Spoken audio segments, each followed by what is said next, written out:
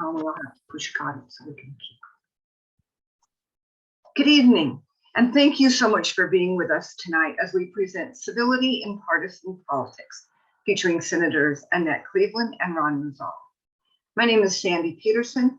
I'm the Vice Chairman or the Vice President of Civility First So We Can Work Together. I've been with this organization since its inception about 5 years ago. We are a 501c3, so if you like what you see and hear and want to help us monetarily, we would be so appreciative to receive your tax-deductible donations, and we promise to put them to excellent use. We are also looking for advisory board and regular board members. Please let us know if that sounds like a place you would like to put your time and effort and experience toward. The purpose of our interview tonight is to listen to two state senators who have managed to work across the aisle and do it quite well. We're here to learn how and why they do it and the life experience that led them to even want to try. It is a worthwhile and I think somewhat unusual position they have taken, and I am so glad you're here with us to learn along with me from them.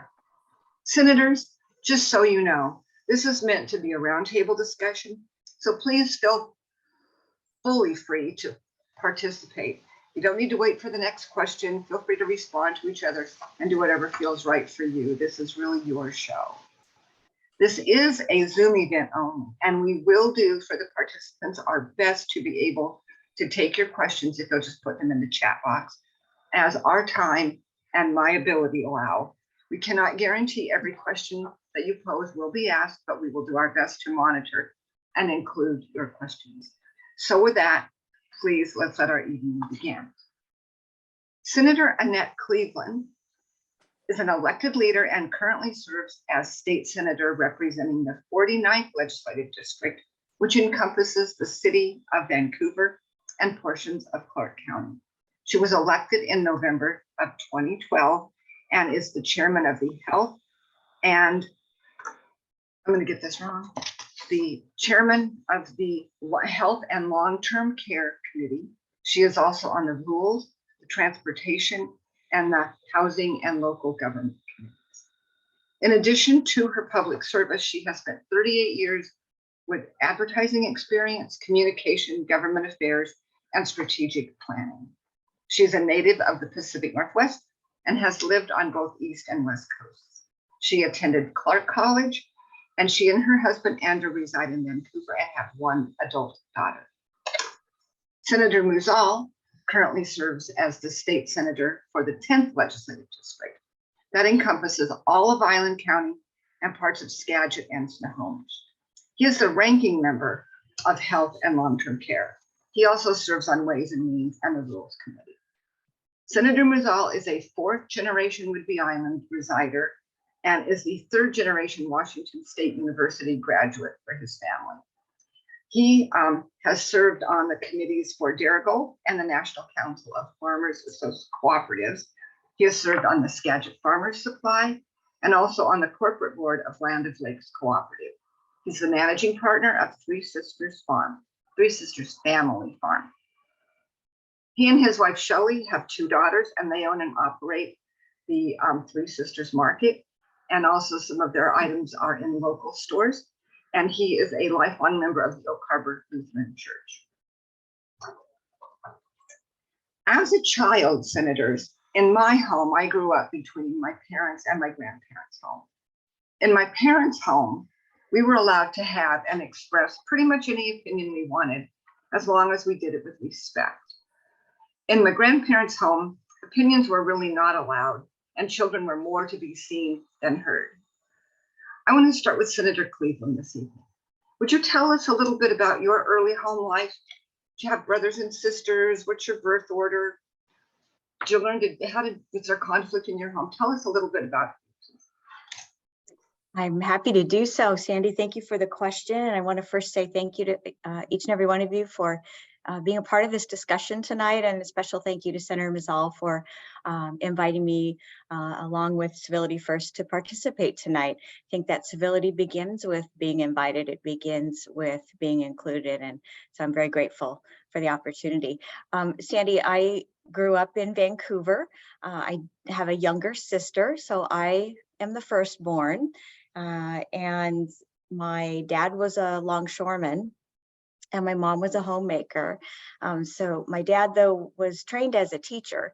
He graduated from Central Washington University as a teacher, but found that he didn't have maybe the patience that was necessary to be successful as he was entering that profession. And so found he really enjoyed being outdoors and enjoyed working at the Port of Vancouver. So that said, education was very important to him and service was very important to him, and therefore it was important for the family. And he ran for a seat on the Educational Service District 112 here in Southwest Washington on that board of directors, and won that election and served on that board for over 20 years.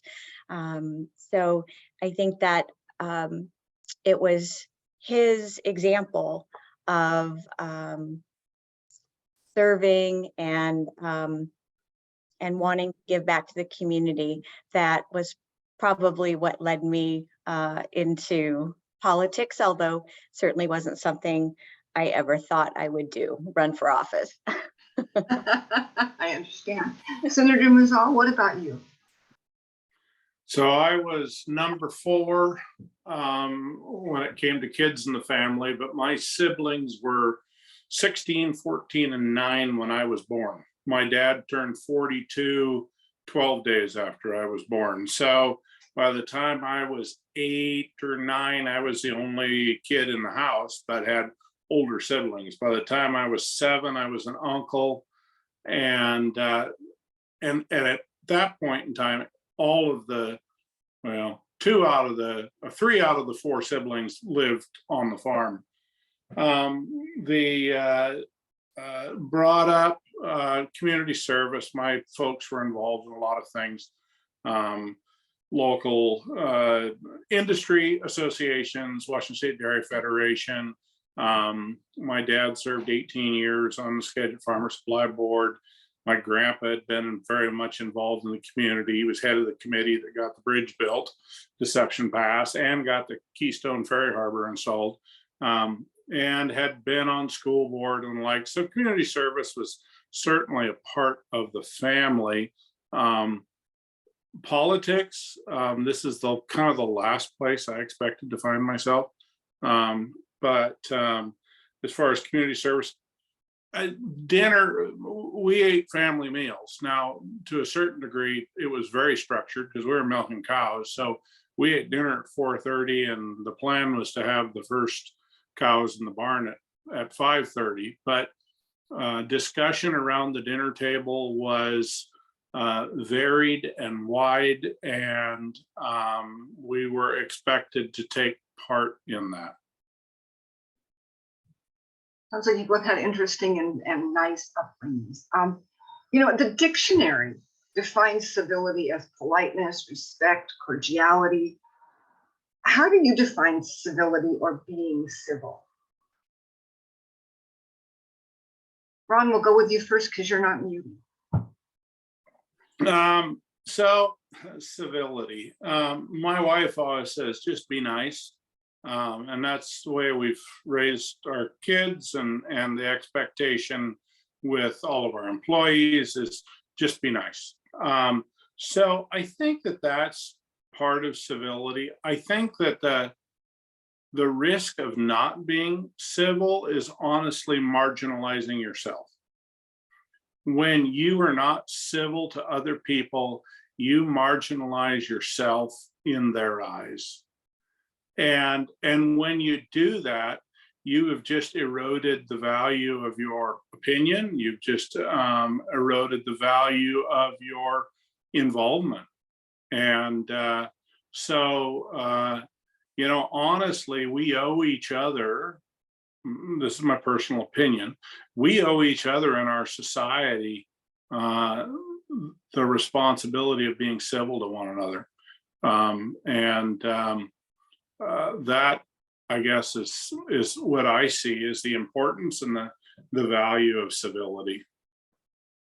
Very well said. I agree. I would add that I would also define civility as approaching life with a curiosity and a caring instead of perhaps mistrust or fear or hate. And as we all know, civility comes from a Latin word that actually means citizen. And I think as citizens of this, your community, your state, this society, it's incumbent upon us to remember that we are all here together living in community, and we need to exercise civility. I would agree with you, Senator Cleveland. Being curious about what other people think and feel really helps to overcome some of the disparate things that we believe or think. Just to be curious about how did you come to that belief, and then we can understand better another person's point of view. Some people think that being civil displays strength, and that's just what leaders should do. And others think that it shows a weakness or a subservient. We're both very civil people. In addition to what you have already said, what do you think civility displays? If there's anything else to add. Well, I think civility actually displays maturity. And as leaders, I think that it's important that we model leadership, and civility is one of those really important qualities that I think that we need to demonstrate. And frankly, it's civility that actually allows us to pass policies that will endure over time and best serve our state. Senator Muzzall, did you want to add anything to that? Well, I'm trying not to get into the weeds, Sandy. I'll ask another question. The truth of the matter, you mentioned commonalities. We all have commonalities. If we find those commonalities and then begin to build on those commonalities, we find that we have things in common with people we'd never imagined. And so I think that that's incredibly important in a part of civility is to engage in that conversation.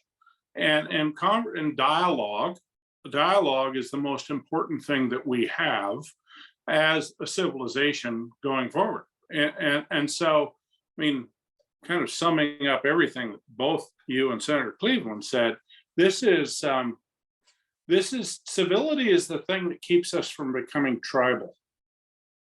Tribal is a very, very prehistoric and natural thing that humans have. And at one time, it was what kept us alive. Tribalism is what kept our group, our family, our tribe fed, clothed, housed, and protected from others. What we've seen is that this tribalism now has become that either you're with me or you're against me. And I think civility is kind of the opposite of tribalism.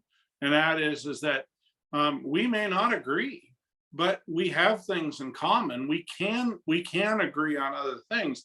And even if we don't agree on everything, we can still be civil to one another. I mean, we're all going to end up in the same place on this earth. We're all going the same direction around the sun. Senator Cleveland mentioned maturity. That is a huge portion of it. And I understand frustration. I understand lots of things. We cannot exist as a civilization without being civil to one another. I absolutely agree. I'm curious because you're both politicians, which is why you're invited here tonight. In your political life, how do you see the act of being civil? Is it a help always? Is it sometimes a hindrance? Is it always a hindrance? And would you share an example of us when you saw somebody practicing being civil that really helped accomplish something positive in Olympia? Senator Cleveland, you're welcome to go first if you'd like. Thank you. That is a difficult question to answer. I'll start by saying, I think that civility is about relationship building, and relationship building is the cure for incivility.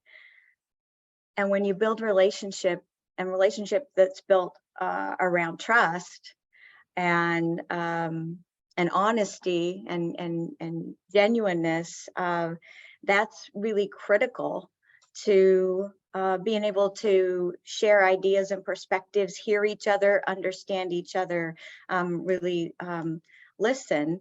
And those are all things that are critical to what we do, Senator Muzzall and I, as policymakers, which is put ideas forward based on a problem that we're facing, and then look to solve that problem.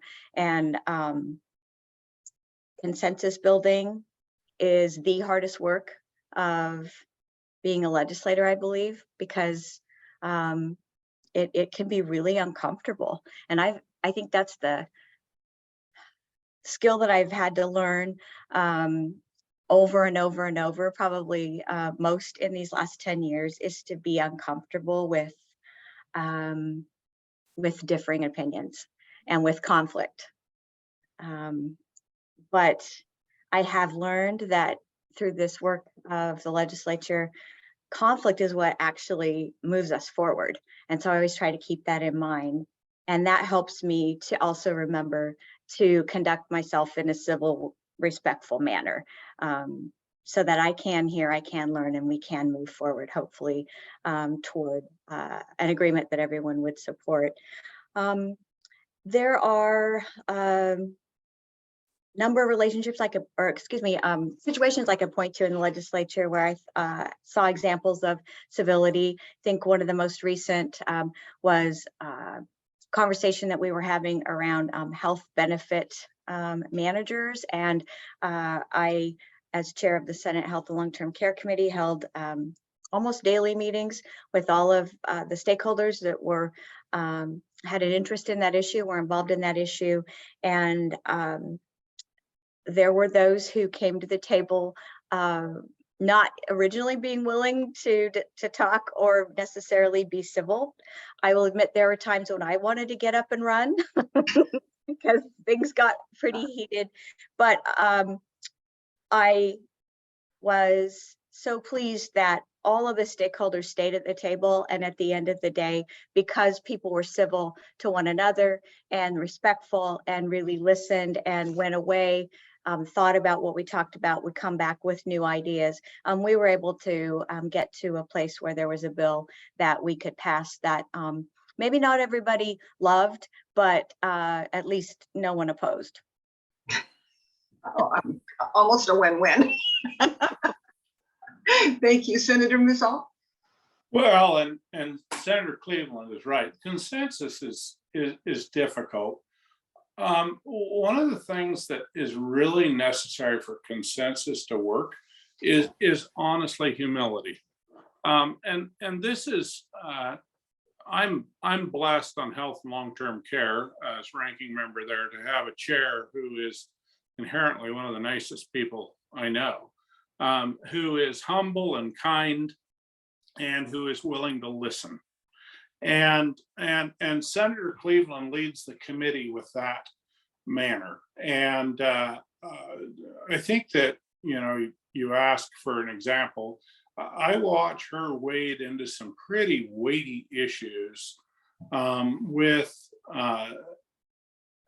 a level of kindness that I don't see from a lot of other chairpersons in the legislature. And the problem is you're always limited by time, and you have so many limitations.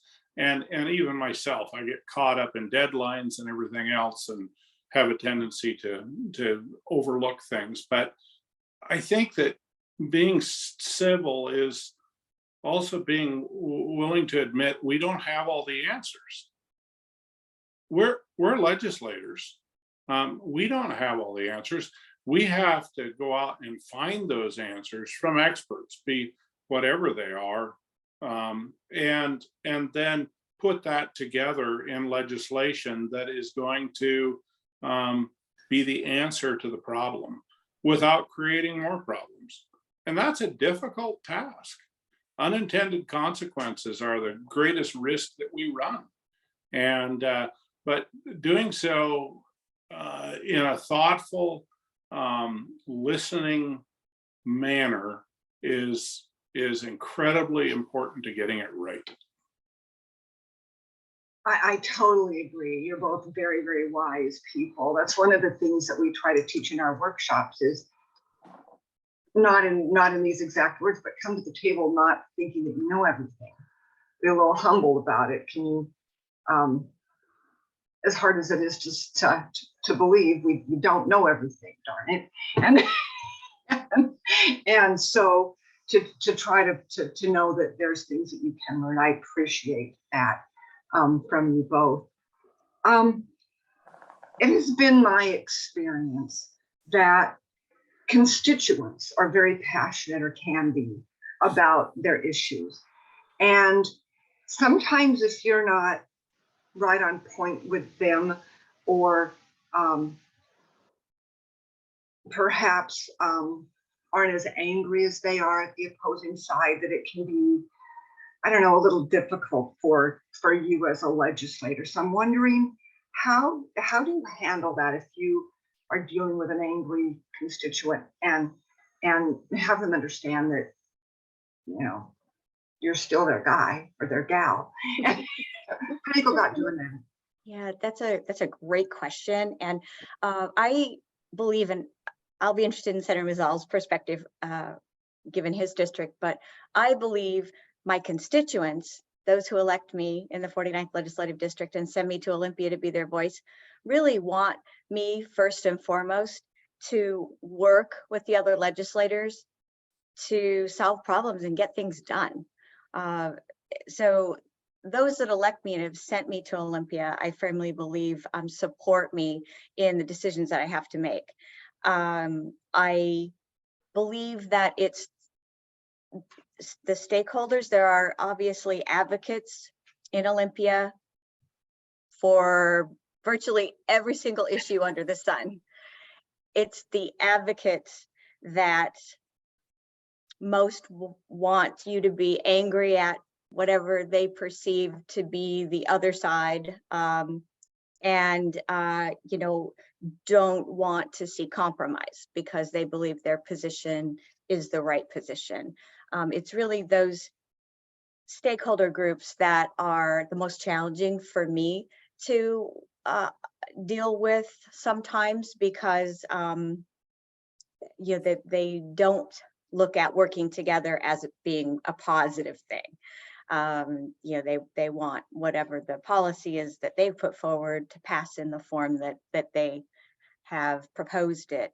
I will share that one of my first experiences as a legislator, when I was brand new and I was sitting on a committee for the first time, took my very first vote in committee, and afterward got word that a stakeholder group was very unhappy with my vote and that they were communicating to their members to contact me and to put a lot of pressure on me to let me know how unhappy they were, and that they were actually putting out what they called a hit piece on me. They were going to be mailing to their membership, their full membership, negative information about me. So that was my first experience in the legislature, and I picked up the phone and called them and said, you didn't talk to me, you never came to my office, I had no idea what your position was, I can't take your perspective into account if I don't know you know, what that is. So I will say that I demand from those who are working in Olympia on behalf of you know, their various members or clients to talk to me. And if they don't talk to me, don't communicate their perspective so I can take it into account, then that's too bad. I'm still there to represent the people who elected me from the 49th Legislative District. And I'll conclude by just sharing, though, I also feel it's absolutely my responsibility as a policymaker to explain my position and justify why I voted a certain way. That's absolutely my responsibility. And I'm never offended when stakeholders or my constituents at home ask me to sit down with them and explain my rationale. That's absolutely absolutely what they should be doing. But that said, I will also share that sometimes stakeholders don't do that. And as I said, they just want to react and send negative information out to their members. So I don't view that positively. Well, it's hardly fair to expect you to know what they're thinking if they don't tell you. Mm-hmm, mm-hmm. Mind reading is a little difficult for most of us. So I guess all that is to say, you know, I think a part of civility is being honest and asking questions, and but also calling people out. I mean, and you know, having those hard conversations. Thank you so much. I agree. Sometimes conversations are hard, and you do have a balancing act. Senator Muzzall? So as I got into this political, backing up a little bit, I guess, I spent 30 years on boards of directors, from local nonprofits to fire districts to Fortune 200 companies. And what I learned in that period of time was how to operate in a room full of people without putting them on the defensive. And so that structure, that institutional knowledge that I gained, it's very helpful, but I had a hard time understanding the level of emotion that we're seeing from so many people now with this political divide. So I ended up, there's a staff from the University of Washington wrote a book. It's called Mending America's Political Divide, and what science tells us about solving the political hatred between the left and the right.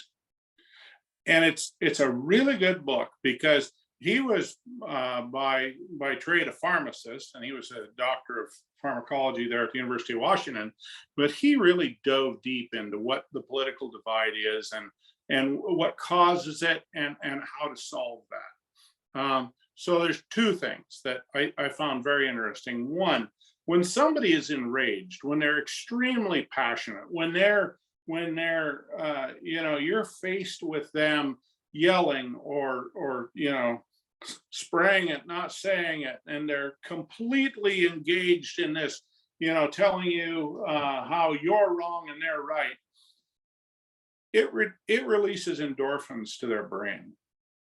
They become addicted to being outraged. And there's another very interesting article, Your Outrage is Killing You. It releases these endorphins. They become addicted to this, and because it gives them a pleasant feeling. And so then they repeat it, and they grow to repeat it. The problem is that it raises blood pressure, it does all of these other things which aren't good for the body.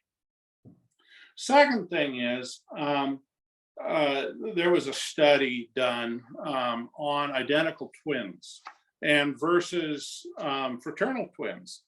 And it was a study of 12,000 twin pairs, and it found evidence that genetic factors play a role in the formation of political ideology, regardless of how ideology is measured, the era or the population is sampled.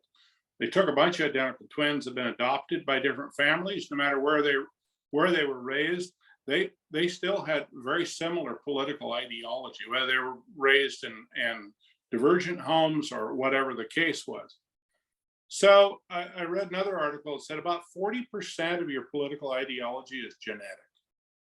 The rest of it is life experience. So this divide we've got, and I hear it, oh, they're just idiots, or they don't know, or whatever. We inherently do not have much control over what our political ideology is. So to blame them personally for doing that, for being what they are, is is really silly. We are what we are. We really can't help that. So in my office, we won't put up with the kind of behavior that is shown out there. If you send an email, a diatribe, or whatever the case is, we won't put up with the disrespect that goes along with that. When we were still having town halls, I always start off town hall with, I'm going to treat you with respect. I expect you to treat me with respect. And one afternoon, I had an individual who was pretty wound up, and it was really on a subject I have no control over. But he started in, and then when I started answering him back, he stood there shaking his head no at me. And I stopped and I said, "This is disrespectful."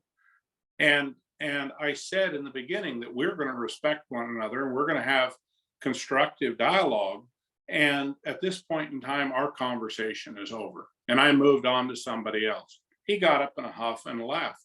But the rest of the room was relieved to know that wasn't the kind of conversation we were going to have. We were going to have constructive dialogue. And I think that's part of civility, is setting rules. I tell people, all of you are going to be unhappy with me at some point or another. You're all going to look at a vote I took and you're going to go, what was he thinking? And that's just the fact of life. That's the position I've put in. So if we're going to be civil to one another, we also have to expect we're not going to agree all the time, and that we are going to have to accept that from one another. I think that was well said. I want to underscore what Senator Muzzall said.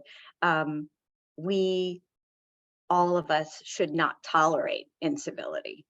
And I think if more of us could band together, like obviously the goal of your organization focuses on, and just simply say no to incivility, maybe we can swing the pendulum back a little bit. And Senator Muzzall, I'm in the midst of it now, so I can't give you a summary, but I've been reading Why We're Polarized, is a book by Ezra Klein, who looks at the political science around why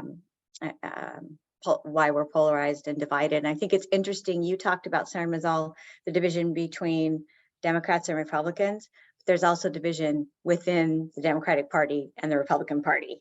That are, very, very wide gaps as well. So I'm alarmed to see this division, continue to multiply. Yes, it is true. People, I have often said, if you have 6 people in the room and ask their opinion, you'll end up with 6 opinions, because we don't 12 opinions from 6 people, because sometimes they don't even agree with ourselves, and it's hard. And we do disagree, and we have lost a lot of what I think we gained having the around the kitchen table conversations we had, like Senator Muzzall, you grew up with. Many of us don't sit around the kitchen table anymore and have dinner, and I think we lost something. Well, it's interesting, Sandy, you bring that up. I heard a commentator here within the last 6 months who was talking about European traditions and American traditions. We always had a tradition. You don't sit around a dinner party and talk about politics or religion. In Europe, they do that all the time. They don't have the divide that we do.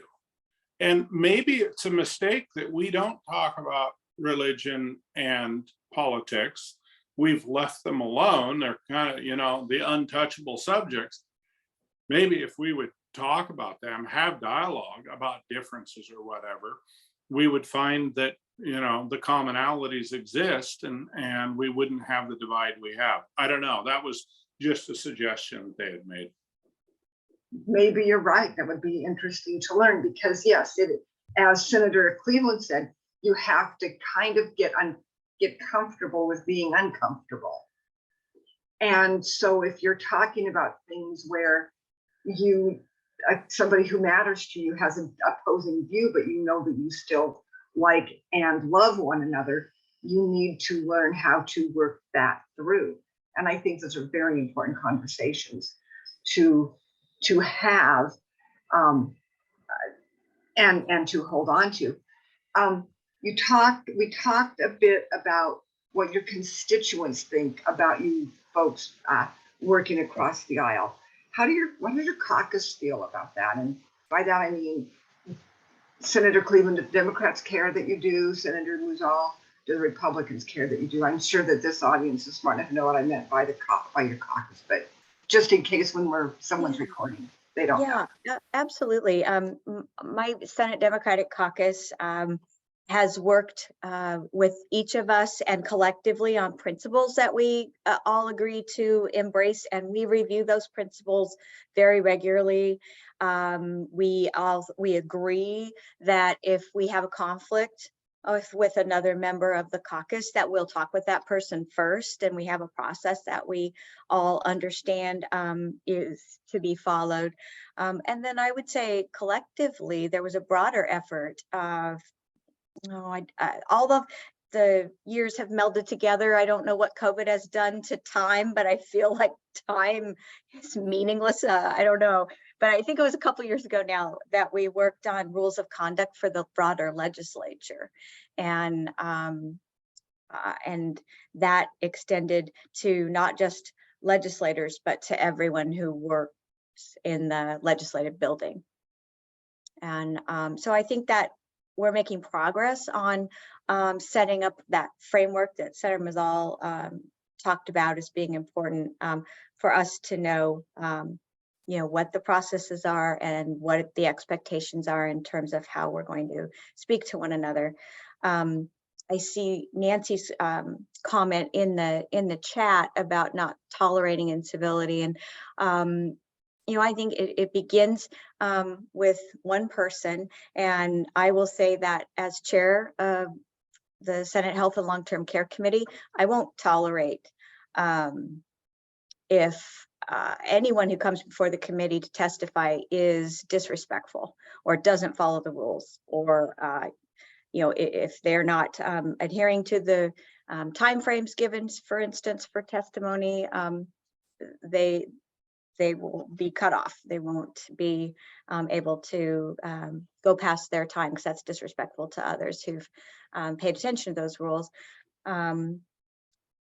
I see from Nancy's question, though, she's talking about incivility if among those who are also in leadership positions. And again, I think leader to leader, we have to one-on-one talk to people and point out if that there's behavior taking place that we don't feel either fit within our rules of conduct for the legislature or within the principles that my caucus has all worked to agree to.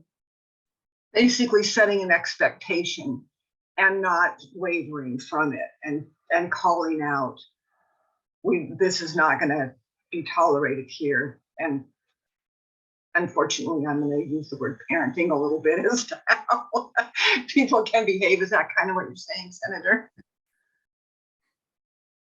Yeah, that is absolutely what I'm saying.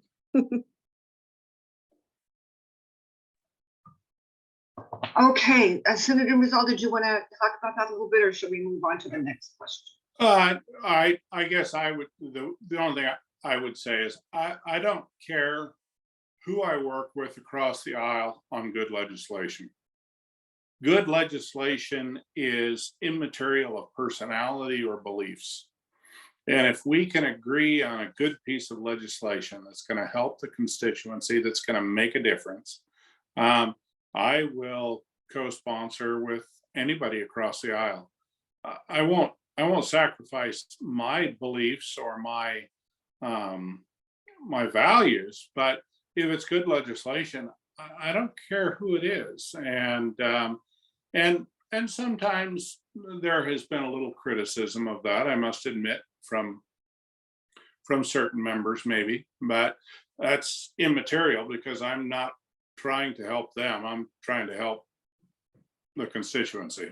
So I feel like you're both saying that if legislation is good legislation, you'll work toward it, kind of like they used to do back in the olden days, I guess, when the public. Well, and I think, Sandy, that it's portrayed, it certainly exists, partisanship exists, but I think that there is more working together than what the news media leads people to believe. And I mean, there's only 4 districts in the state that have bipartisan representation, and the 10th is one of those. We work together, we have weekly meetings, so on and so forth, because we're working to take care of the 10th. As far as working across the aisle, good legislation happens all the time, and often, if you want good legislation to pass, you get a member of the other party to co-sponsor it with you, because you know that is really going to grease skids toward its passage. It's always good. Good legislation shouldn't matter where it comes from. I totally agree with you both. I'm curious, because the balance of power in Olympia is not very balanced at this particular juncture. I'm curious, when your party has enough votes to do really whatever your party wants, working across the aisle with those from the other side actually shows caring and respect and listening and wanting to put forward good legislation.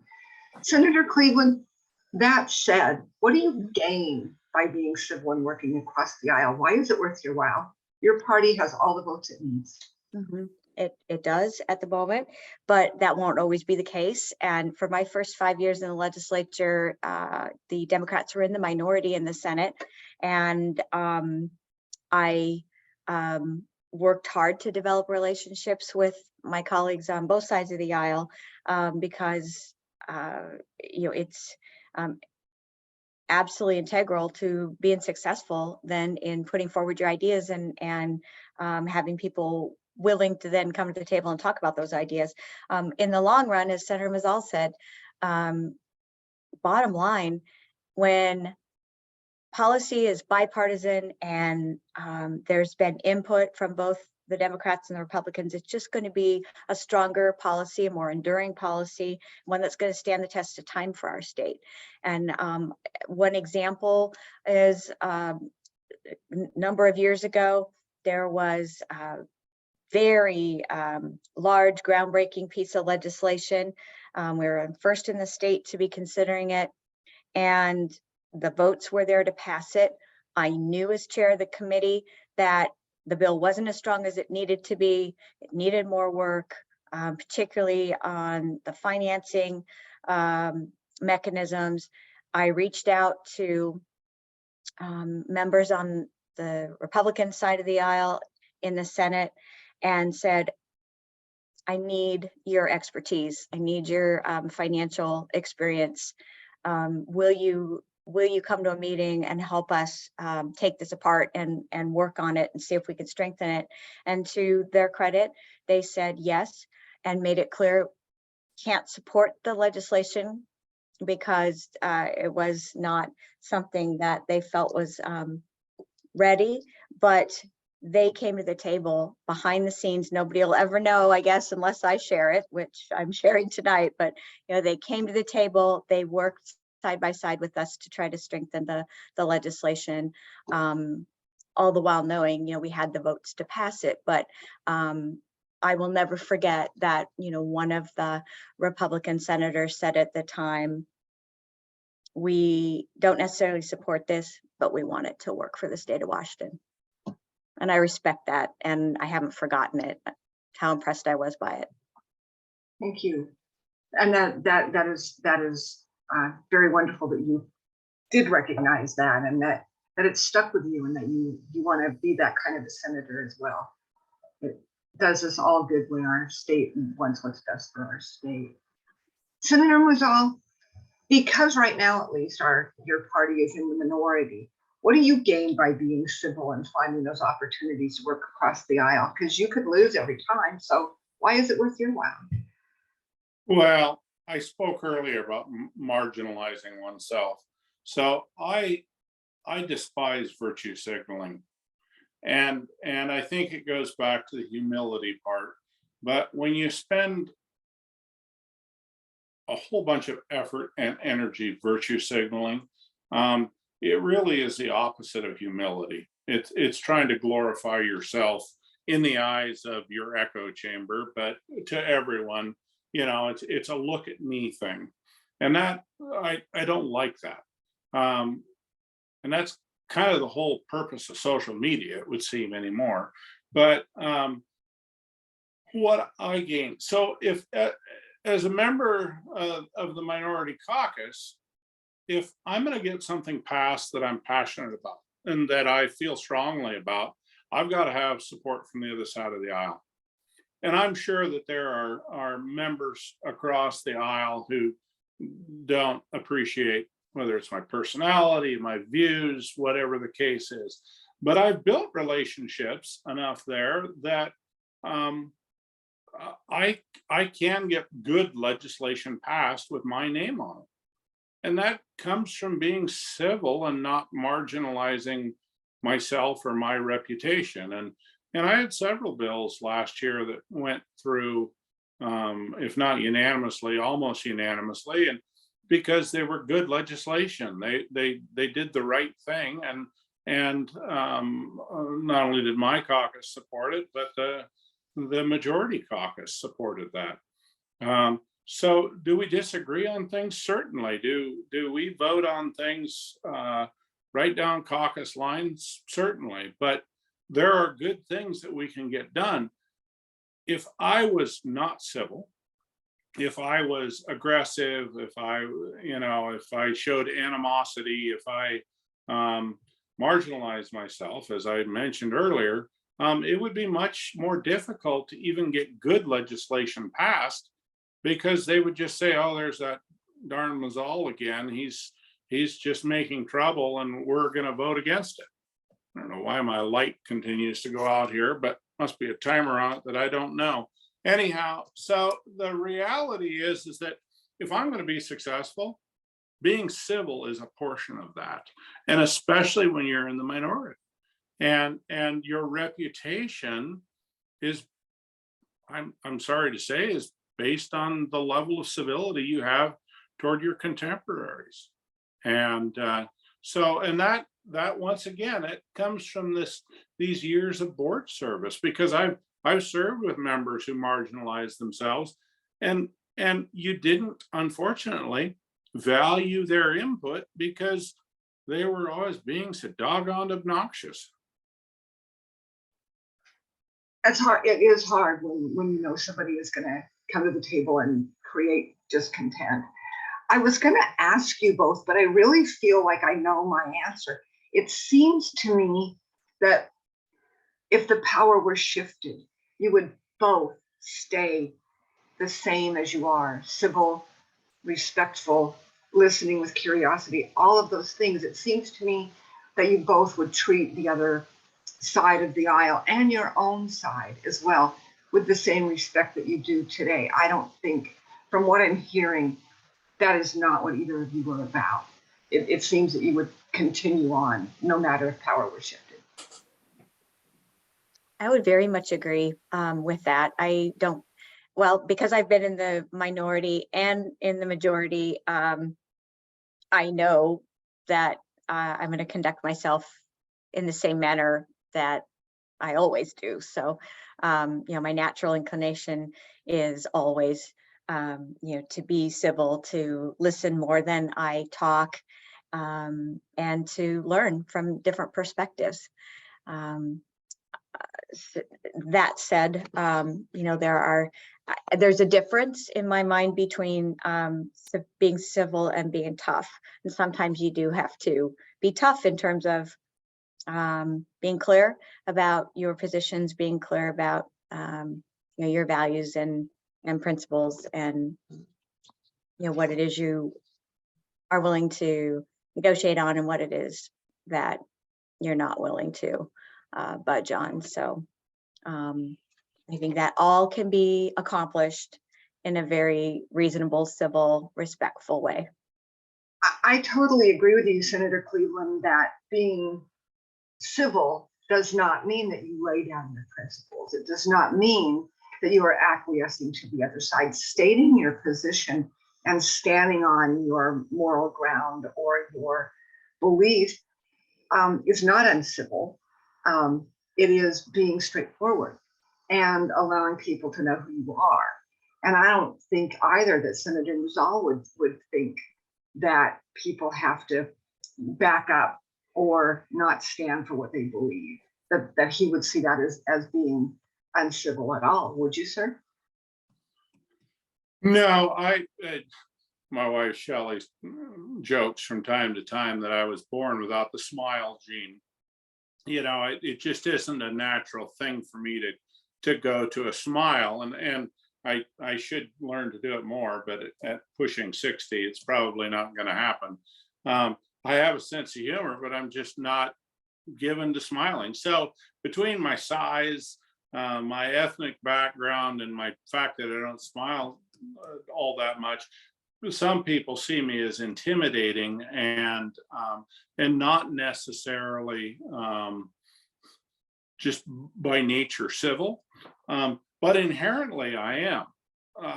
Now, the chair of the committee, Senator Cleveland, she's always smiling. She's always kind. She's always nice. So, I mean, we're really a dichotomy there, but I'm not afraid to give my opinion, and I'm certainly not afraid to stand up for myself. But I mean, my first go-to is to just be nice. And that is, that's the way we work. And if we did switch minority for majority, we would have the same relationship. That doesn't mean that I don't get frustrated with the chair of health and long-term care. But that's just a part of what goes on when you've got differing opinions. And the chair of the committee has a certain amount of power when it comes to hearings and the like.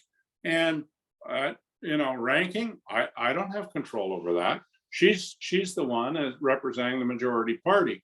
But we don't, life, I think that it's somewhat of frustration with me right now. Life's not fair. Life's not all about, you know, rainbows and unicorns. I mean, if life was fair, I'd have hair.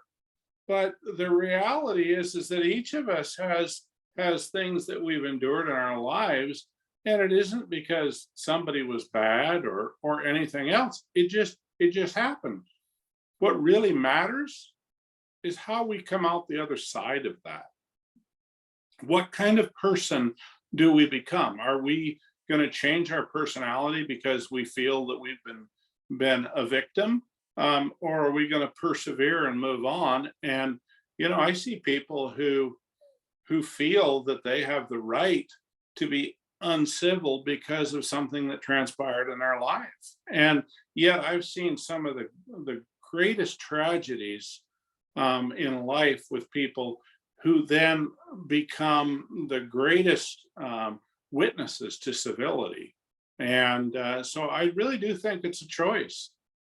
And it's about moving beyond and making that choice to be civil and just be kind.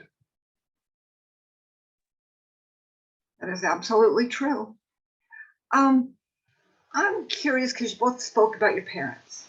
If you were to ask, and I don't know if either of your parents are still here, but how well do you think your mom or dad would think that you have modeled and reflected their examples of showing respect and caring and practicing civility? What do you think they would say about how you conduct yourself, Senator Cleveland? Well, my dad's no longer with us.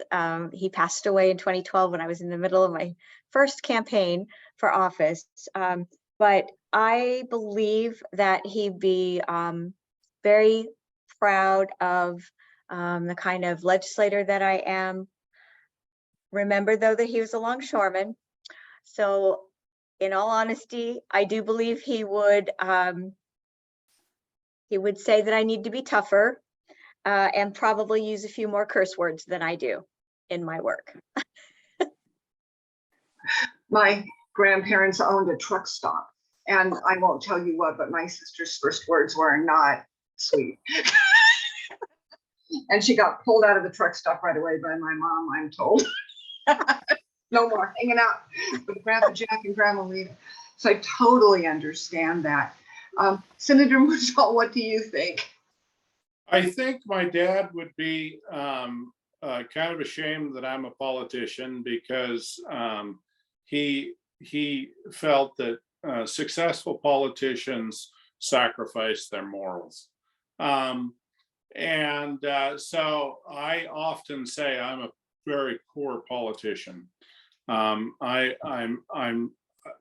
don't really enjoy the politics, and the community service is one thing. My mom would be proud. My wife said that as well. So my parents would be 101 and 98 now. So so they died 15 years ago.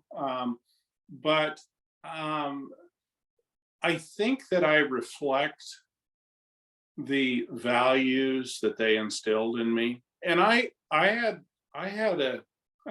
was incredibly blessed to grow up on the farm where I spent so much time with my parents. And then after I graduated from college, I came back and went into business with my parents. And I had a relationship with my parents that honestly, my siblings didn't, and I don't know of any of my friends that had a relationship with their parents like I did with mine. And part of it probably because they were older. They were, 40 when I was born. But I think that I reflect the values that they taught me, and I believe that they would be happy that I've used those in my life. Well, certainly the way that you conduct yourself as a senator, I'm sure that they would see that, and as a businessman, it's always good to know that we can look back and go, yeah, my mom or dad or my significant raiser person would be proud of me. What would you, speaking of parents and grandparents, what would you say to parents and grandparents in the audience or who listen to this as a recording, or anybody who plays a role in the life of a young person, about the importance of modeling politeness and courtesy and respect and what we call civility? Senator Muzzall, go ahead. My girls, all three of them, serve on boards and in leadership positions. And I think the greatest thing that a parent, or I've raised a lot of kids here on the farm who are other people's kids because they worked for us. I think the greatest thing you can do for a child is to set expectations. And I think that one of those expectations is civility. Now, if you drop an anvil on your toe, you're probably going to say some pretty unkind things and do a lot of jumping around. But that doesn't mean that it has to be at somebody else. And we seem to live in a time when it's always somebody else's fault. And blame shifting is kind of a pastime any longer. And if you're the one that dropped the anvil on your foot, whose fault is it? It's only yours. And if somebody else did it, do you think they did it intentionally? So, I think the expectation that we're going to treat one another with civility, but sometimes you make mistakes. And then apologizing is the most important thing in the world. And being able to say you're sorry, that takes a level of humility, which we don't seem to take as much pride in as we should. We should be able say sorry and mean it, and so that the other person then feels more than willing to forgive. We make mistakes. I've been married for 37 years, and I always say after my first marriage, I swore I'd never do it again, and I haven't. But the reality is that I've been incredibly blessed to have a life partner, but it takes work, and I've been, like I say, incredibly blessed. But we have to set expectations, and then we have to acknowledge when we fall short of those expectations. I think it's really difficult in this age that we live in now of immediate everything, immediate information, immediate gratification. That I think it's really important we teach our kids how important and also how satisfying it can be to put the time and the effort into actually engaging with one another and having respectful conversations and actively listening to different viewpoints. And then recognizing too, you can have very, very strong feelings about something and very deep-rooted beliefs and fierce disagreement, and still talk to one another in a way that allows you to hear what each other, is trying to convey. So my hope is that we can model this kind of behavior for the next generation, and hopefully swing the pendulum back to a place in our society where we are able to have tough conversations and then actually chart a course forward. That's actually why this organization was formed. Kathy Whitmire and Tom Ewell were two of the people who had become very concerned about what they saw as the normalization of some pretty uncivil talking to one another, and wanted to not have that go forward and not have our children believe that that was good.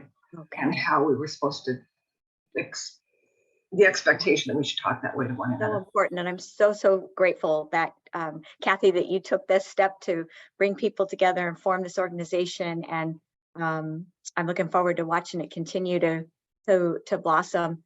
Something that Senator Muzzall said earlier too, I do want to echo. I happen to have a real job outside of the legislature, and I currently work for a mission-driven nonprofit organization that provides behavioral health services therapy to children, because behavioral health is the need for behavioral health services, as you know, and particularly over the last few years, has just exploded.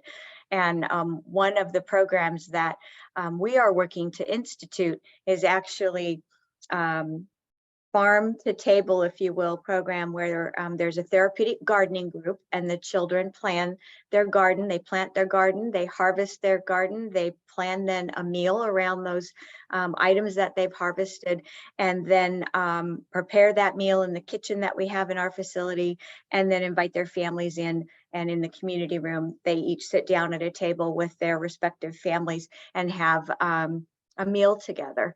And we actually have a therapeutic program that's offered around how to have productive family meals, because I think that it very much is something that we are losing, something that's slipping away from us, just by virtue of the fact, I think of all the different challenges we faced in the last 2.5, 3 years. But that's really, I think, what we have to focus on getting back to, remembering how important it is to sit down with one another and share time together every day, listening to different opinions and having different topics of discussion. And that's what makes us be in relationship. That's really cool. Kids learn patience. They learn about tending the earth. They learn my nephew was a chef and he loved to prepare food for people. That was like his respect and love language. Like, what can I prepare for you? And for you to have taken on teaching children how to go from farm to table, that's really cool. It's really cool. Too Senator, many kids think food comes from the drive-through now, or Uber. Yes, and we should all know, right, Senator Muzzall, that milk comes from cows.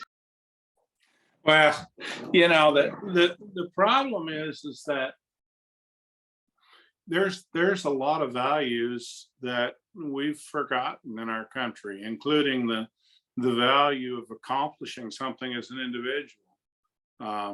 You know, I look back in my life and you know, reaching consensus with groups, accomplishing something. I mean, when I was in the fire department, some of my greatest memories are honestly of saving houses from fires or rescuing somebody, or, I mean, doing something that matters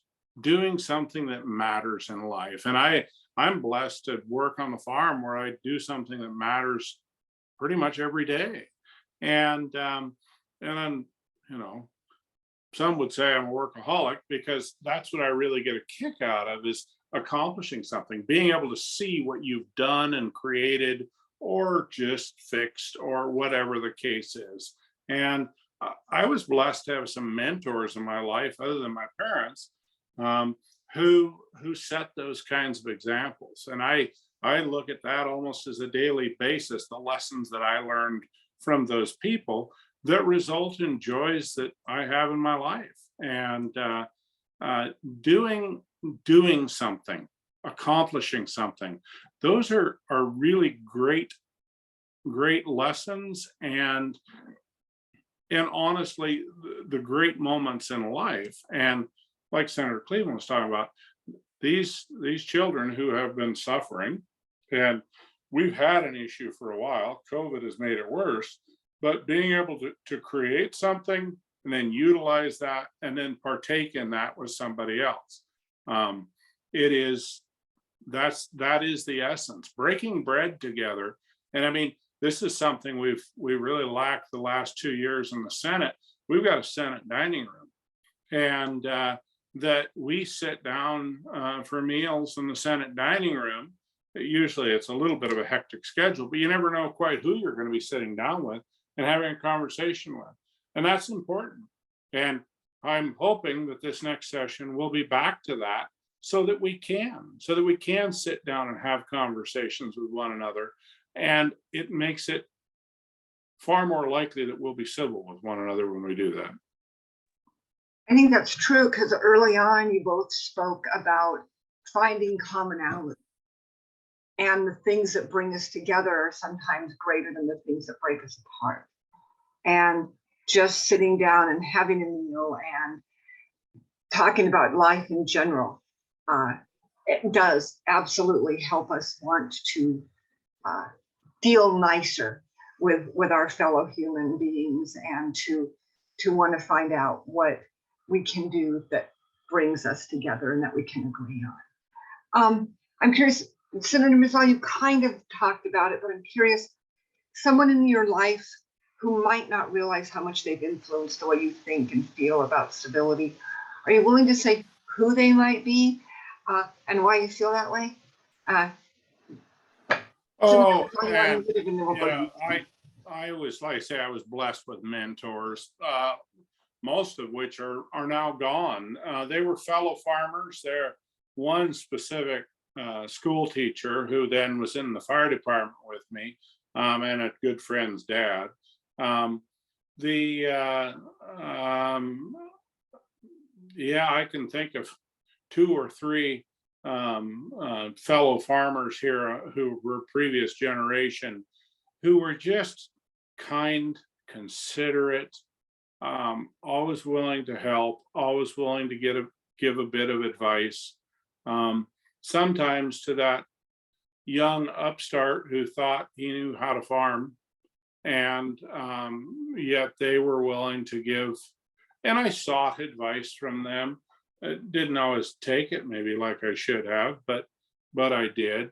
Um, uh, I was blessed with parents who were gracious, but I've also been blessed with in-laws who were gracious, and they're still with us, and very kind, considerate people. But and sometimes my mother-in-law and I get into some pretty interesting conversations that we may not agree about on things, but still are all always civil with one another. And so I'm trying to think of somebody who I one of them is a good friend of mine, and we agree on a lot, and we disagree on some things, and sometimes we get into conversations that are pretty in depth and sometimes pretty passionate, but we are still good friends. And that's one of the. I'm delving off here, Sandy. Sorry, but it'd be interesting to hear It's all right. Senator Cleveland's point on this. One of the biggest problems I see is people living in echo chambers, and social media is particularly bad about that, because pretty soon, by selecting friends and unfollowing friends, you pretty soon have a group of people that agree, and then that feeds on itself. So if you allow yourself to live in an echo chamber that everybody who you associate with agrees with you on topics or political philosophy or whatever the case is, then you begin to believe that you, all these people are on your side, and the people that may differ are all wrong. That's one thing I find with church is that we've got every political philosophy in the world in that congregation, and yet we all can come together and work together, whether it's on missions or a potluck or on the church cleanup, spring cleanup. We can all work together and accomplish a goal despite having differences in political philosophy. And I think that that's one of the important things, is to not allow yourself to live in an echo chamber, to associate with others who have different political philosophies or different views of life completely, so that you understand that just because we differ on some things doesn't mean we can't find the others. Senator Cleveland? That's such a good point. Thank you for that, Senator Muzzall. Senator Muzzall and I, speaking about commonalities, we are both Lutheran, and I think that, not going to speak for Senator Muzzall, but my sense is that we both draw a lot of our qualities from our faith. And it's certainly my faith that gets me through a lot of these tough days in Olympia.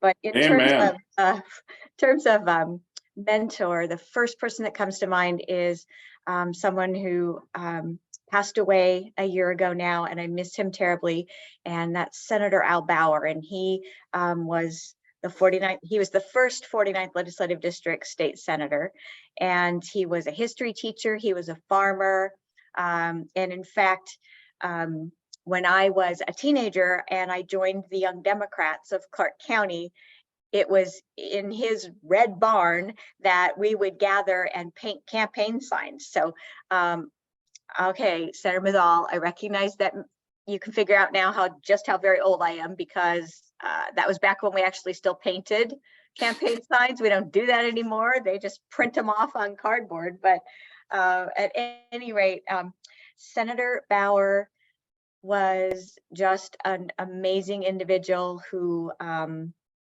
served in the legislature for 30 years and believed in the next generation of children that he taught history to when he was an educator. And he was someone I talked to almost every single day before he passed away. I would look to him for advice and guidance. So I would say he's, along with my dad, was were probably the two people I learned the most from in terms of being a good legislator. Well, your secret is safe with us. We won't talk to anyone else about sign painting. Right, Senator Muzzall? That's right. That's right.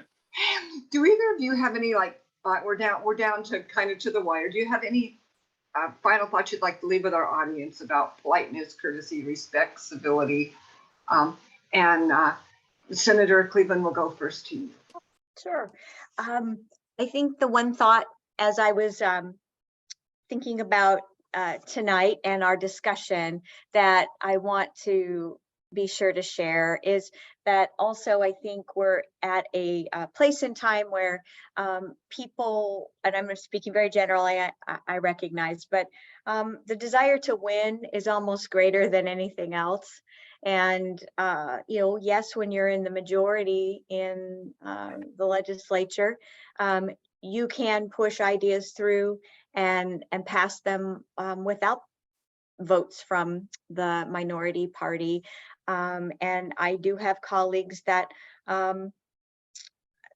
that feel that is a valid means of passing bills because you've won on behalf of whatever the cause is that that is being discussed. But for me, the damage that's done then to relationships when you pursue that course is really, really difficult to undo. And it's not the strongest way to work together as elected officials to pass good policy in the long run. So I hope that as leaders, we can continue to demonstrate and civility and be an example to others, and continue to elect good people like Senator Muzzall to the Senate, who also come with willingness to collaborate and work together and find solutions to really hard problems. I'm going to share a quote because it's one of my favorites. It does happen to be a quote by Republican President George W. Bush, but President Bush said, "Civility is not a tactic or a sentiment. It is the determined choice of trust over cynicism, of community over chaos." And that resonates for me. And I want to say thank you to each one of you again for sparking these discussions and helping to hopefully spread civility far and wide. Thank you, Senator Cleveland. We are going to have a little bit of time to be able to take questions before I let you speak again, Senator Muzzall. So if you want to type them into the chat, if you can do that, we'll try to get to them. And if you can't, type into the chat and you have a question about how either of these senators feel about civility and how they go about it, and you just need to raise your hand, please go ahead and do that as well. Senator Muzzall, did you want to have any kind of final before questions thoughts? I'm kind of a data person, and that's something that we struggle with in the legislature, is getting all of the data before we make decisions. Part of it because it's difficult, part of it because there are some who don't support data that doesn't support their beliefs or the way they want to go, or whatever the case is. I find that in the world, whether it's right or wrong or black or white, whatever, however you want to look at it, there's a lot of gray. There's a lot of gray in the world when it comes to decision making. And you've got to wade into it with the idea that maybe you don't have all the answers, that you need to be accepting of other views or other cases. I've walked into boardrooms where I was sure we were going to make a decision one way, and when we were presented with all the information, we ended up going the opposite direction because it pointed us down that path. And I find that in the legislature as well. Often it's a human, by nature, we want to simplify things. We want to find, we try to draw parallels. We like to simplify. it's just, it's a lot easier to make decisions. But a lot of these things, I mean, sometimes I'm not convinced of how I'm going to vote till I have to make the vote. And so it is far more difficult than what I would have imagined. Not everything is just binary. There's a lot of nuance to what we're dealing with, and that is also, I think, part of being civil is being open-minded to other ways of thinking and looking at it. And but as my wife says, just be nice. Just be nice. That's kind of I don't see anything in the chat and I don't see any hands raised. If I'm missing out, we'll kind of hang out here for a few minutes, but I think that is so true. Just be nice. Show your best face, put your best face forward. Try and remember that if you want to be heard, it's better to be heard at a quiet voice than a yelling voice. It's much easier to hear. I cannot tell you, Senator Muzzall and Senator Cleveland, how much I and the rest of the audience appreciate your time here tonight, your willingness to come talk about this subject, and your example that you set in Olympia for those who watch, how you interact and your nature and the things that you are putting forward to other people. It's so important. And I want to recognize that and thank you as someone who is governed. It's nice to know the governed are doing their very best. Thank you again for coming. If the two of you want to hang out, we're going to go ahead and release the rest of you to your evening. If anyone wants to hang out for a few minutes, please do. Celia, you have the ability to lead. Celia is our executive director. Celia, you have the ability, I think, to drop people off of the meeting and this. And if you'd like to click your little things to go home, I don't know how this all works. So I'm just babbling. But thank you all for being here tonight. We appreciate it. And be kind. Just be kind. Thank you. Thank you.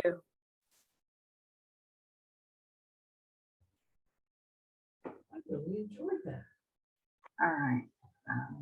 Senator Muzzall, I think that I'm going to get you a t-shirt that says just be nice. I got a coffee mug from one of the lobbyists this last session, and she had hand painted it, and it was Just Be Nice Club. What was it? Founding member of the Just Be Nice Club. I love it. I think we only have board members on here now. Yeah. So thank you. That was really, really nice. You guys did really, really well and answered some tough questions. So thank you so much. And restored our faith a little bit in what's going on down there, because we just see the dramatic examples on Twitter and, people being acrimonious. It's really heartening. It's very heartening to hear how you're working together, because it's on our behalf. Dave Ross was giving an interview the other day, and he had run for Senate or I can't remember. He'd run for political office. And I asked him, what kind of a politician would you be? And he said, I would have been one of the politicians that works in the back room to get things done. I wouldn't be one of those who spends all their time in front of the camera or whatever. And I had never really heard somebody describe that before. And it really kind of hit me that there really are kind of two kinds of politicians: those who are looking for attention and those who are looking to get something done. And they don't often cross very much, because they're really two different animals. And so true. I think it was Senator Warren Magnuson that famously said there are two kinds of politicians, either the show horse or a workhorse. Yeah. Yeah. Yeah, that's a good one too. You two are focused on public service and on governing. And from my perspective, that's the most we can hope for from the people that we elect. I appreciate it. I appreciate knowing you both more too. Yes. I've That's always, a very good point, Kate. I have been a bit concerned by the number of new incoming legislators that are being elected that have absolutely no prior policy experience or experience in government. And